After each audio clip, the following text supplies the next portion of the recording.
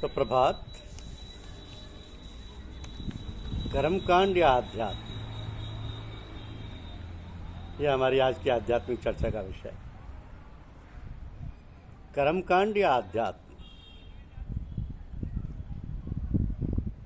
मानव स्वभाव है कि वो कर्मकांड के बिना काम नहीं कर सकता, लेकिन ध्यान इस बात का रखना है कि कर्मकांड हमारे ऊपर हावी ना हो जाए। दुर्भाग्य से इस समय आध्यात्म ने बैकसीट ले ली है और कर्मकांड सिर चढ़कर बोल रहे हैं। इन कर्मकांडों में फंसकर आध्यात्म खो जाता है, जबकि हमें आध्यात्म पर जोर देना चाहिए, क्योंकि ये अंतर्मन को बदलता है, नकारात्मकता से सकारात्मक तक ले जाता है। दुर्गा सप्तशती में एक आख्यान आया है कि प्राचीन काल में सूरथ नाम के एक प्रतापी राजा हुए। प्रतिकूल समय एवं परिस्थितिवश जब राजा का बल क्षीण हो गया,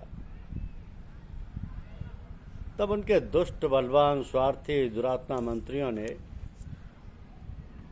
राजकीय सेना और खजाने पर अपना अधिकार कर लिया, तो राजा सूरथ का प्रभुत्व नष्ट हो गया। ऐसी आपत्ति के समय में सूरथ शिकार खेलने के बहाने घोड़े पर सवार होकर अकेले एक घने जंगल में चले गए। वहां घूमते हुए उन्हें मेधा मुनि का आश्रम दिखाई दिया। मुनि के अनेक शिष्य आध्यात्म विद्या सीखने हेतु वहीं रहते थे। उनका खान पान एवं रहन सहन बहुत सादा था। ब्रह्ममुहूर्त से रात्रि शयन तक की दिनचर्या साधनात्मक रूप से पूर्ण व्यवस्थित और व्यस्त थी। अनेक हिंसक जीव भी अपनी स्वाभाविक हिंसावृत्ति छोड़कर परम शांति भाव से वहां घूमते रहते थे।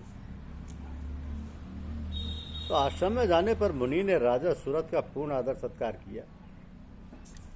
शांत वातावरण में सूरथ भी वहाँ आज्ञा लेकर रहने लगे और सभी कार्यों में सहयोग करते हुए आश्रम के दैनिक साधनात्मक कार्यक्रमों में भी भाग लेने लगे। मेधा मुनि की सूक्ष्म दृष्टि उन पर रहती थी। वे राजा की उद्विग्नता को समझ रहे थे।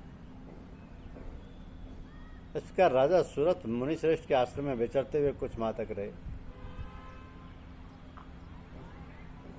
एक दिन ममता मोह से आकृष्ट होकर राजा सूरथ इस प्रकार चिंता करने लगे कि पूर्व काल में मेरे पूर्वजों ने जिसका पालन किया था, वही नगर मुझसे रहित हो गया है। पता नहीं मेरे दुराचारी भृत्यगण उसकी धर्मपूर्वक रक्षा करते हैं या नहीं। तो जो सदा मद की वर्षा करने वाला मेरा प्रधान सूरवीर हाथी अब शत्रुओं के अधीन होकर न जाने किन भोगों को भोगता होगा। जो लोग मेरी कृपा, धन और भोजन पाने से सदा मेरे पीछे पीछे चलते थे, वो निश्चय अब दूसरे राजाओं के अधीन होकर उनकी आज्ञा का पालन करते होंगे। उन अपव्ययी लोगों के द्वारा सदा खर्च होते रहने के कारण अत्यंत कष्ट से जमा किया हुआ मेरा खजाना खाली हो जाएगा। इस प्रकार की अनेक बातें राजा के मन में घूमती रहती थी। एक दिन मुनि के आश्रम के समीप ही राजा सूरथ की समाधि नामक वैश्य से मुलाकात हो गई। सूरथ उस वैश्य को अशांत देखकर उससे बोले कि तुम शोकग्रस्त एवं दुखी क्यों हो। तो वैश्य ने विनीत भाव से उन्हें प्रणाम करके कहा कि मैं धनियों के कुल में जन्मा एक वैश्य हूँ। मेरा नाम समाधि है। मेरे दुष्ट, स्वार्थी, निर्दयी स्त्री पुत्रों ने धन के लोभ में मुझसे सब कुछ छीनकर मुझे घर से बाहर निकाल दिया। मैं समय धन, स्त्री और पुत्रों से वंचित हूँ। मेरे विश्वसनीय बंधुओं ने भी मेरा धन एवं जायदाद हड़प कर मुझे बाहर कर दिया। इसलिए मैं दुखी होकर वन में चला आया। यहाँ रहकर मैं इस बात को नहीं जानता कि मेरे पुत्रों की, स्त्री और स्वजनों की कुशल है या नहीं। वे घर में कैसे रहते हैं मुझे नहीं मालूम। तो जिन्होंने धन के लोभ में पिता के प्रति स्नेह, श्रद्धाभाव तथा पति के प्रति प्रेम तथा आत्मीय जन के प्रति अनुराग को तिलांजलि दे दी, मुझे घर से निकाल दिया है, उन्हीं के प्रति मेरे हृदय में इतना मोह क्यों है? गुणहीन बंधुओं के प्रति भी जो मेरा चित्त इस प्रकार प्रेम मग्न हो रहा है, ये क्या है? इस बात को भी जानकर मैं नहीं जान पाता। उन लोगों में सर्वथा प्रेम का अभाव है, फिर भी मैं उनके लिए अत्यंत दुखी हूँ और लंबी सांसें भर रहा हूँ। कुछ ही समय में राजा सूरत और वो समाधि नामक वैश्य दोनों साथ साथ मेधा मुनि की सेवा में उपस्थित हुए और उनके साथ यथायोग्य विनय पूर्वक बर्ताव करके बैठ गए। राजा सूरत महामुनि से बोले, महाराज, मैं ये समाधि नाम का वैश्य दोनों घर से निरादर पूर्वक निष्कासित हैं, दुखी हैं। हम दोनों समझदार हैं, फिर भी हम में ममता जनित आकर्षण मोह क्यों पैदा हो रहा है? विवेक शून्य पुरुष की भांति मुझ में और इसमें भी ये मूढ़ता प्रत्यक्ष दिखाई देती। दोनों की स्थिति को अच्छी प्रकार समझकर ऋषि बोले, इस संसार के सब प्राणी माया मोह जनित झूठे मोह में फंसे हुए हैं और अत्यंत दुखी हैं। ये उनकी मूल प्रवृत्ति है।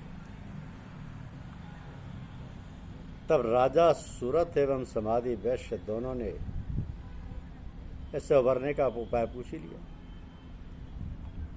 मेधा मुनि ने कहा, आप दोनों को आध्यात्म विद्या का अभ्यास नियमित दिनचर्या के साथ करना होगा। उसी दिन दोनों को ब्रह्मवेत्ता मुनि ने एकांत में बैठाकर विधिवत शिक्षा दी, विधिवत दीक्षा दी और शक्ति संप्रेषण यानी प्राणदान या प्राण आहुति या प्राण प्रत्यावर्तन या ट्रांसमिशन ऑफ एनर्जी द्वारा दोनों के अंतःकरण को स्वच्छ करके कुछ क्षणों के लिए परम शांत आनंदमय स्थिति में पहुंचा दी और विश्राम करने की आज्ञा दी। और विश्राम के समय दोनों के अंदर आध्यात्मिक शक्ति ने प्रसार कर लिया। जब उठे वे शांत एवं सुकून की स्थिति में थे। अगले दिन दोनों का साधना अभ्यास का आदेश देकर अपने आश्रम में ही रोक लिया।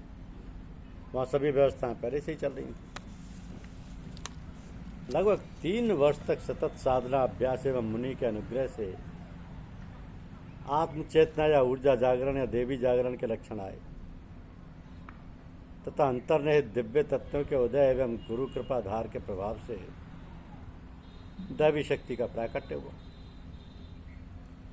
जिसके प्रभाव से काम, लोभ, मोह, मद, क्रोध, अहंकार, भय, हिंसा आदि सभी राक्षसों का एक एक करके वध हो गया। अर्थात उन दैत्याकार सभी दुष्प्रवृत्तियों का रूपांतरण सत्प्रवृत्तियों में हो गया।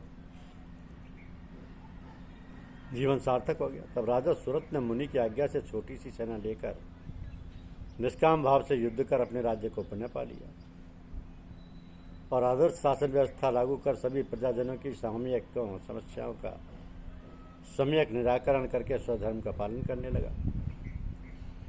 तो समाधि नामक वैश्य आश्रम वासियों के साथ ही परमार्थ नियोजन में मस्त रहने लगा। सभी प्राणियों में प्रकृति प्रदत्त मूल प्रवृत्तियां होती हैं। इनका सदुपयोग कर जीवन सरल, सहज, कर्तव्यनिष्ठ, परोपकारी, संतोषी, सदाचारी, समाजोपयोगी बनाया जा सकता है। मूल प्रवृत्तियों के दुरुपयोग से जीवन अभिशप्त हो जाता है। शारीरिक मानसिक स्वास्थ्य अच्छा नहीं रहता, जीवन भार स्वरूप हो जाता है, आत्मोन्नति का मौका ही नहीं मिलता, बहुमूल्य मानव जीवन व्यर्थ चला जाता है। इस तथ्य को दूरदर्शी विवेकशीलता से ही समझा जा सकता है, क्योंकि प्रकृति प्रदत्त मूल प्रवृत्ति काम, वासना, क्रोध, भय, घृणा, हिंसा, संदेह एवं विचार, असंतोष एवं तृष्णा, कल्पना एवं स्वप्न और द्वैत में है। जबकि साधना से रूपांतरण जो होता है वो संयम, क्षमा, अभय, प्रेम, करुणा, हिंसा, सौजन्य, श्रद्धा एवं विवेक, संतोष एवं उदारता, संकल्प, अतीन्द्रिय दर्शन और अद्वैत में। तो संपूर्ण समाज में 90% से अधिक व्यक्तियों की स्थिति राजा सूरत एवं समाधि नामक वैश्य के समान ही है। जीवन निरर्थक है तो अब छल प्रपंच दुख शोक में खपा रहता है। जबकि ब्रह्मवेत्ता मुनि साहब जी भी आश्रम भी है, लेकिन हम लोग निद्रा में ही जी रहे। जिज्ञासा नहीं है, उधर रुझान भी नहीं है। किसी भी क्षेत्र में सफलता प्राप्त करने के लिए उत्सुकता एवं जिज्ञासा जागृत करना यात्रा का प्रथम सोपान ही है। तो मनुष्य जीवन ईश्वर का बहुमूल्य वरदान है। भवबंधनों के कुचक्रों से निवृत्ति, पूर्णता की प्राप्ति जैसी महान सफलताएं केवल उसी को मिलती है जिसने यथार्थ को हृदयंगम कर लिया। आध्यात्मिक लाभ एवं चमत्कार मात्र उन्हीं को हस्तगत होते हैं जिन्होंने इस कल्पनालोक या बात वित्तांडावाद से ऊपर उठकर जीवन दर्शन, जीवन शैली एवं जीवनचर्या का निर्धारण करके सुगढ़ता से जीवन जीना सीख लिया और कामना वासनाओं को संयमित कर लिया। और मानव जीवन की गरिमा का समुचित उपयोग परिवार, समाज एवं विश्वविज्ञान को सुरस समुन्नत एवं सुव्यवस्थित बनाने में योगदान देकर उस दुर्लभ अवसर को सार्थक बनाने में ही। अन्यथा तो वही स्थिति है कि आए थे हरिभजन को ओटन लगे कपास।